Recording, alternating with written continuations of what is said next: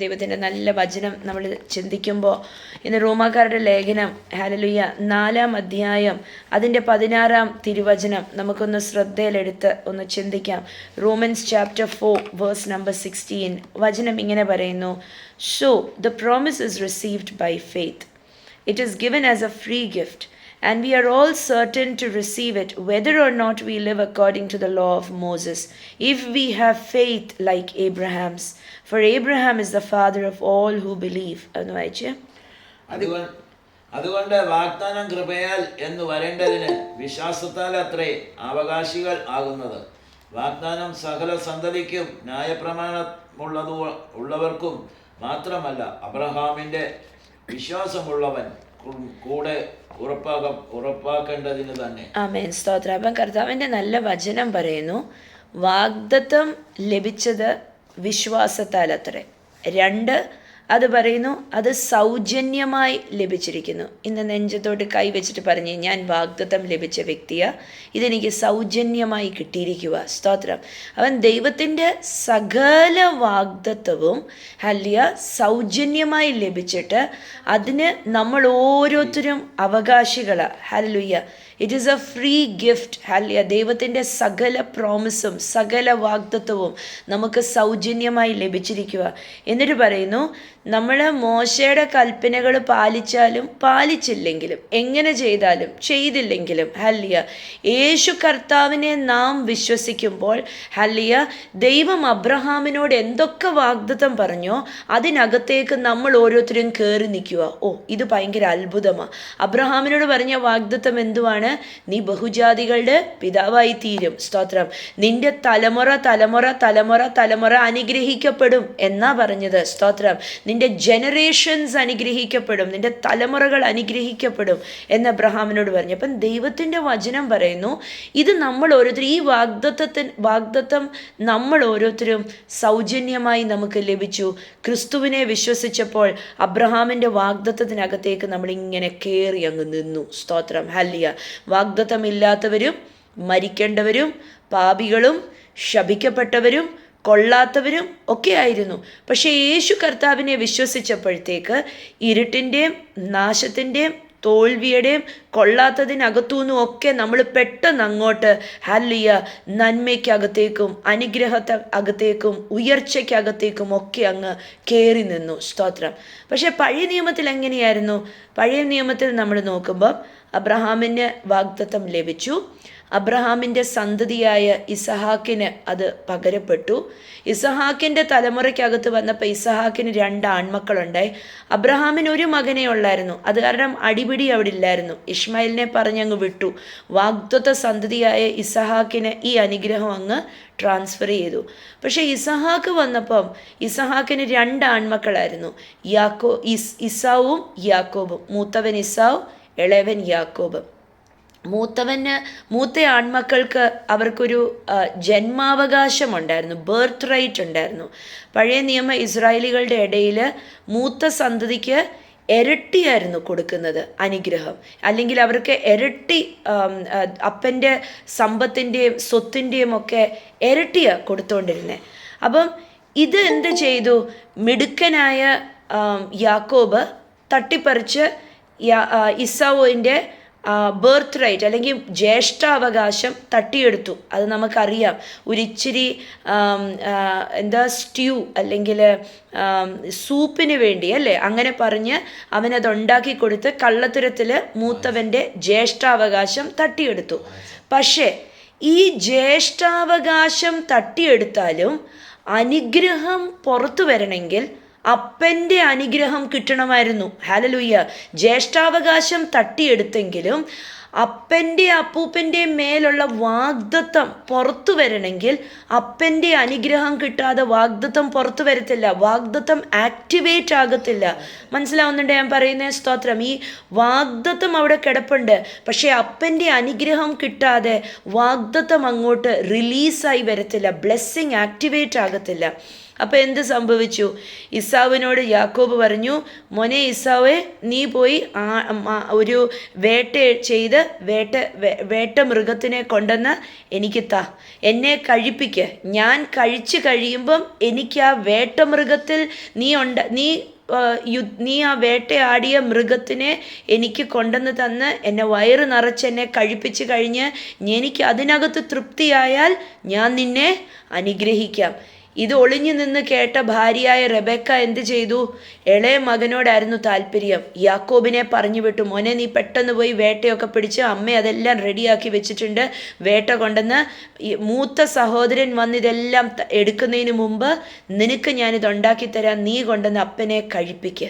അപ്പനെ കഴിപ്പിച്ചിട്ട് അപ്പൻ്റെ കയ്യിൽ നിന്ന് അനുഗ്രഹം മേടിക്ക്, എന്നാലേ വാഗ്ദത്തം റിലീസാവത്തുള്ളൂ. കണ്ടോ? അപ്പോൾ അവിടെ ജ്യേഷ്ഠൻ പോയി വേട്ടയാടാൻ പോയി. അനിയൻ അമ്മയുടെ സഹായത്തോടെ ആഹാരം വെച്ച് അപ്പന് കൊടുത്തു. അപ്പന് ആഹാരം കൊടുക്കുമ്പം നമ്മൾ ഉൽപ്പത്തി പുസ്തകം 28 അധ്യായം ത്തിനകത്തേക്ക് വരുമ്പോൾ, സ്തോത്രം, നമുക്ക് ആ വാക്യത്തിനകത്തേക്ക് വരാം. ഭയങ്കര ഒരു അനുഗ്രഹമാണ് അപ്പൻ മകന് കൊടുക്കുന്നത്. അറിയാതാ കൊടുക്കുന്നത് കേട്ടോ. പക്ഷേ ഇത് ചെയ്ത് കൊടുത്താൽ മാത്രമേ അനുഗ്രഹം കിട്ടത്തുള്ളൂ. സ്തോത്രം. ഉൽപ്പത്തി പുസ്തകം, ഹല്ലേലൂയ, അതിൻ്റെ 27 അധ്യായം അതിൻ്റെ 28, 29 വാക്യങ്ങളൊന്ന് വായിക്കണം. ഭയങ്കര അനുഗ്രഹം. ഒന്ന് വായിച്ച്. ദൈവം ആകാശത്തിന്റെ മഞ്ഞും ഭൂമിയുടെ റിച്ച്നെസ്, ഭൂമിയുടെ പുഷ്ടിയും അനവധി ധാന്യവും വീഞ്ഞും നിനക്ക് തരുമാറാകട്ടെ. abundant harvest of grain and bountiful new wine. കണ്ടോ? ഹല്ലേലൂയ. നിന്നെ എങ്ങനെയാ അനുഗ്രഹിക്കുന്നത്? ആകാശത്തിലെ മഞ്ഞും കൊണ്ടും ഭൂമിയുടെ വിളവും കൊണ്ടും, ഹല്ലേലൂയ, ഭൂമിയിൽ ഉണ്ടാകുന്ന സകല ധാന്യങ്ങളുടെയും വീഞ്ഞിന്റെയും നന്മയും കൊണ്ടും. 29, വംശങ്ങൾ നിന്നെ സേവിക്കട്ടെ. കണ്ടോ? വംശങ്ങൾ നിന്നെ സേവിക്കട്ടെ എന്ന് വെച്ചാൽ ജാതികളും വംശങ്ങളും നിന്റെ മുമ്പിൽ വന്ന് തല കുനിച്ച് നമസ്കരിച്ച് നിക്കട്ടെ. ജാതികൾ നിന്നെ വണങ്ങട്ടെ. നിന്റെ സഹോദരന്മാർക്ക് നീ പ്രഭുവായിരിക്കും. നിന്റെ സഹോദരന്മാർക്ക് നീ പ്രഭുവായിരിക്കും. നീ അവരുടെ മേൽ നീ വാഴും. അപ്പം ചേട്ടന്മാരാണേലും അനിയന്മാരാണേലും ആരാണേലും വംശത്തിൽ നീ വാഴും. എന്നിട്ട് നിന്റെ മാതാവിന്റെ പുത്രന്മാർ നിന്നെ വണങ്ങട്ടെ. നിന്നെ ശപിക്കുന്നവരെല്ലാം ശപിക്കപ്പെടട്ടെ. നിന്നെ അനുഗ്രഹിക്കുന്നവരെല്ലാം അനുഗ്രഹിക്കപ്പെടട്ടെ. ഓ, വലിയ അനുഗ്രഹം അങ്ങ് കൊടുത്തു. പക്ഷേ അപ്പം ഇതെല്ലാം വാഗ്ദത്തത്തിൻ്റെ പുറത്താ. ഈ വാഗ്ദത്തം എല്ലാം ആക്ടിവേറ്റ് ആകണമെങ്കിൽ, ഇത് റിലീസ് ആവണമെങ്കിൽ അപ്പൻ്റെ ഈ അനുഗ്രഹം കിട്ടണം. ഈ അനുഗ്രഹം മേടിച്ചിട്ട് യാക്കോബ് ഓടിപ്പോയി. നമ്മൾ കാണുന്നുണ്ട്, ഹല്ലേലൂയ, ഉൽപ്പത്തി പുസ്തകം അതിൻ്റെ 28:10 തൊട്ട് അങ്ങോട്ട് വായിക്കുമ്പം നമുക്ക് കാണാൻ സാധിക്കുന്നുണ്ട്. ദൈവം ഇറങ്ങി വന്നിട്ട് യാക്കോബിനെ അനുഗ്രഹിക്കുന്നു.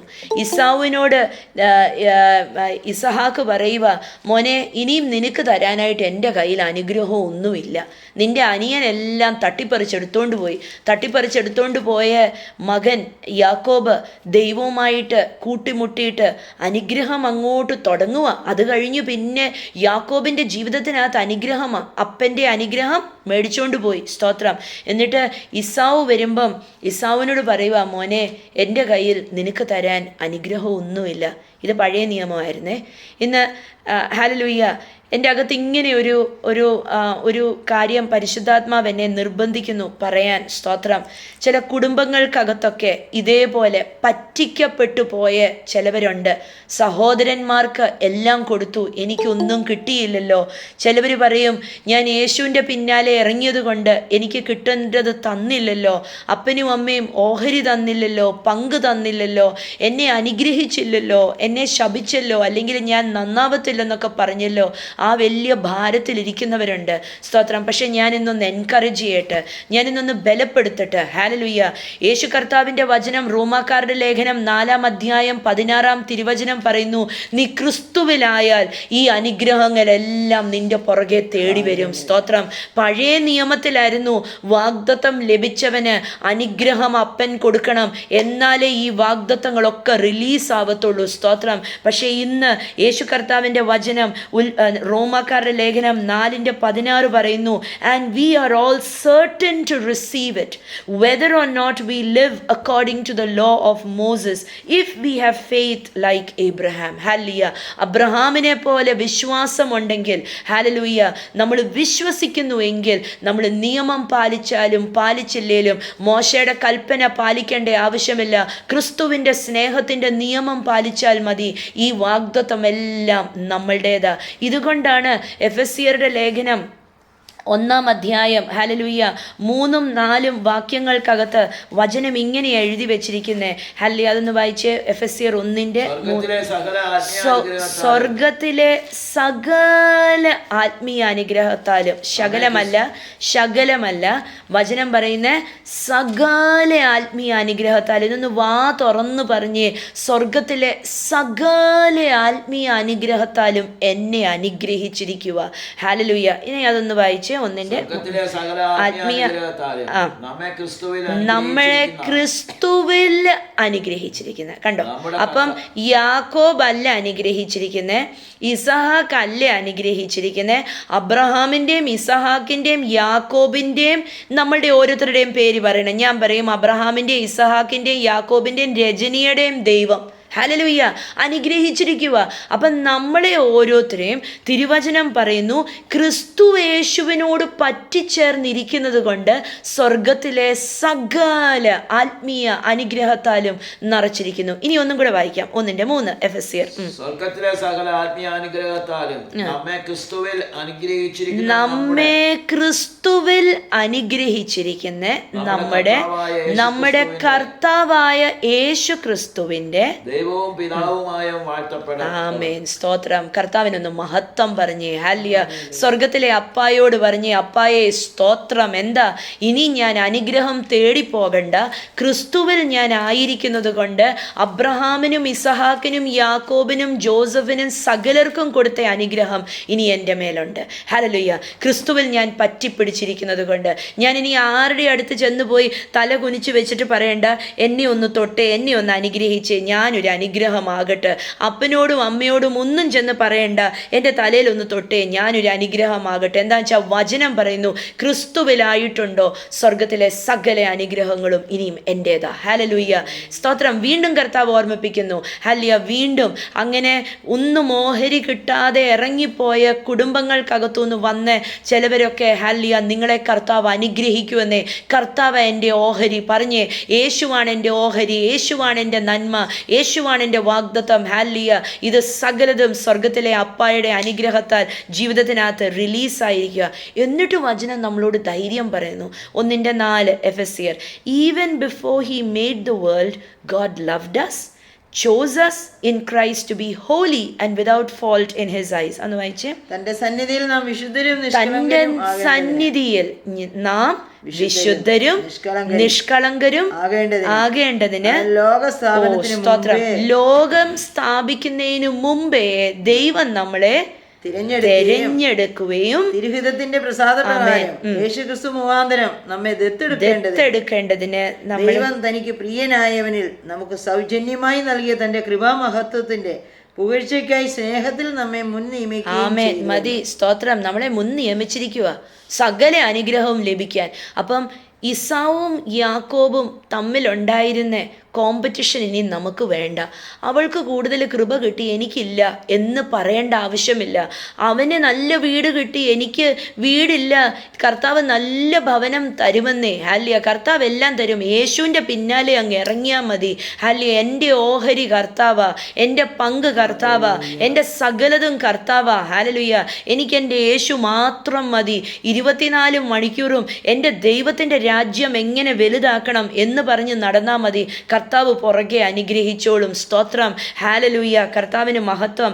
എഫെസ്യരുടെ ലേഖനം 4 വരുമ്പം അതിൻ്റെ 8 പൗലോസ് അപ്പോസ്തലൻ പഴയ നിയമത്തിലെ ഒരു വചനം എടുത്തിട്ട് തിരുത്തി ഒരു കാര്യം പറഞ്ഞിട്ടുണ്ട്. അതൊന്ന് വായിക്കാം. എഫെസ്യരുടെ ലേഖനം 4:8. അതുകൊണ്ട് അവൻ ബന്ധനസ്ഥനെ പിടിച്ചുകൊണ്ടുപോയി ഉയരത്തിൽ കയറി മനുഷ്യർക്ക് ദാനങ്ങൾ കൊടുത്തു എന്ന് പറയുന്നു. ആമേൻ. ഉയരത്തിൽ പോയി മനുഷ്യർക്ക് ദാനങ്ങൾ കൊടുത്തു എന്ന് പറയുന്നു. ഇനി സങ്കീർത്തനം 68:18 ഒന്ന് വായിക്കാം.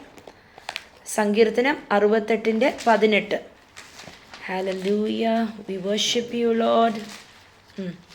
68:18 ഇങ്ങനെ പറയുന്നു, when you ascended to the heights, you led a crowd of captives. നീ ഉയരത്തിലേക്ക് കയറി ബദ്ധന്മാരെ പിടിച്ചുകൊണ്ട് പോയി. യാഹ് എന്ന ദൈവം അവിടെ വസിക്കേണ്ടതിന് നീ മനുഷ്യരോട് മത്സരികളോട് തന്നെ കാഴ്ച വാങ്ങിയിരിക്കുന്നു. അപ്പം പഴയ നിയമത്തിൽ എവിടാ ദൈവം ഒരു യുദ്ധവീരൻ, ദൈവം മനുഷ്യരുടെ കയ്യിൽ നിന്ന് കാഴ്ചകൾ വാങ്ങിച്ചു. അതേസമയം പുതിയ നിയമത്തിൽ വന്നപ്പം എഫെസ്യരുടെ 4:8 ഒന്നും കൂടെ ഒന്ന് വായിച്ച്, യേശു കർത്താവ് എന്ത് ചെയ്തു?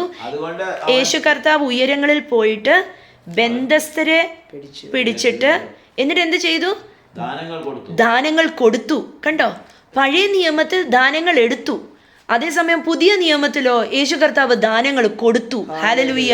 പുതിയ നിയമ വിശ്വാസികളായ നമ്മൾ ഓരോരുത്തരും കർത്താവിൻ്റെ രക്തത്താൽ വീണ്ടെടുക്കപ്പെട്ട് നമ്മൾ ഓരോരുത്തരും, തിരുവചനം പറയുന്നു, നമ്മളുടെ കയ്യിൽ നിന്ന് എടുക്കുവല്ല, നമുക്ക് തന്നു. ഹല്ലേലൂയ. യേശു കർത്താവ് കാൽവരി ക്രൂശിൽ തന്നെ ഊറ്റി പരമയാഗമായി തീർന്നിട്ട് സകല നന്മയും സൗജന്യമായി നമുക്ക് തന്നു. ഹല്ലേലൂയ. കണ്ടോ വ്യത്യാസം? അപ്പം പഴയ നിയമത്തിൽ നിന്ന് അബ്രഹാമും ഇസഹാക്കും യാക്കോബും ജോസഫും അവർക്കൊക്കെ വാഗ്ദത്തം തലമുറയായിട്ട് കൈമാറണമായിരുന്നു, അനുഗ്രഹിക്കണമായിരുന്നു. ഇത് റിലീസായി വരണമെങ്കിൽ നമ്മൾ യാക്കോബ് തൻ്റെ 12 മക്കളെ അനുഗ്രഹിക്കുമ്പോൾ നമ്മൾ കാണുന്നുണ്ട്, റൂബനോട് പറയുന്നു, റൂബനെ നിനക്ക് അനുഗ്രഹമില്ല.